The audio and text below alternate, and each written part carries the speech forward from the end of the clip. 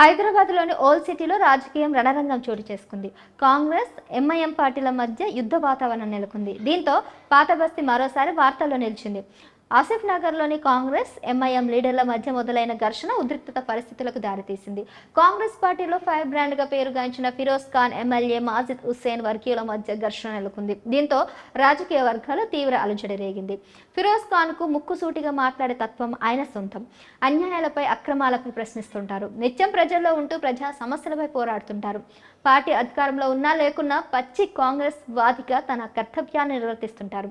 ఇది గిట్టని వారు ఫిరోజ్ పై విమర్శలకు పాల్పడుతూ ఉంటారు. కొన్ని సందర్భాల్లో దాడులు సైతం చేస్తూ ఉంటారు. ఈ క్రమంలోనే ఫిరోజ్ ఖాన్ పై దాడి జరిగింది. ఈ దాడికి గల కారణం ఏంటంటే ఆసిఫ్ నగర్ లో సీసీ రోడ్డు నిర్మాణంలో వివాదం తలెత్తింది.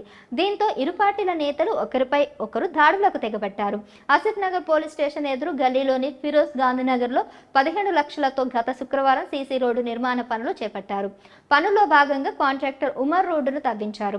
రెండు వైపులా కాకుండా ఒకవైపు మంచి పనులు చేయాలని స్థానికులు హుమాయూన్ నగర్ PS లో ఫిర్యాదు చేశారు. కాగా స్థానిక కాంగ్రెస్ నాయకుడు ఉస్మాన్ ఇల్లు కూడా ఇదే రోడ్డులో ఉంది.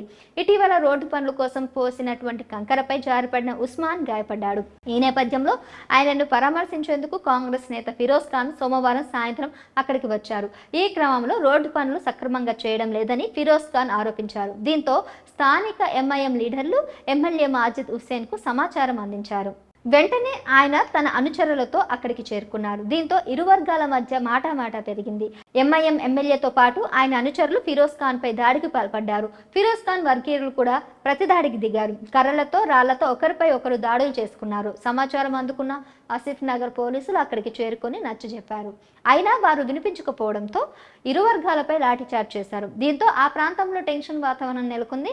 దాడుల నేపథ్యంలో స్థానికులు భయంతో వణికిపోయారు. వెంటనే south and west zone DCP Chandramohan ఆధ్వర్యంలో బలగాలను రంగంలోకి దించారు.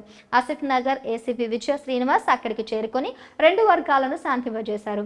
ఎంఐఎం కార్పొరేటర్లు హుమాయూన్ నగర్ PS లో ఫిరోజ్ ఖాన్ పై ఫిర్యాదు చేయగా ఫిరోజ్ ఖాన్ అనుచరులు కూడా ఫిర్యాదు చేసినట్లు డీసీపీ చంద్రమోహన్ తెలిపారు.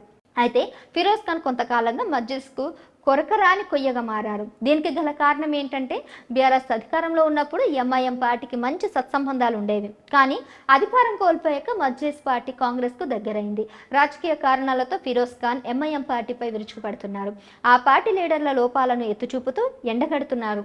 దీంతో ఎంఐఎం లీడర్లు ఫిరోజ్ ఖాన్ పై విమర్శలు చేస్తూ దాడులకు దిగుతున్నారు.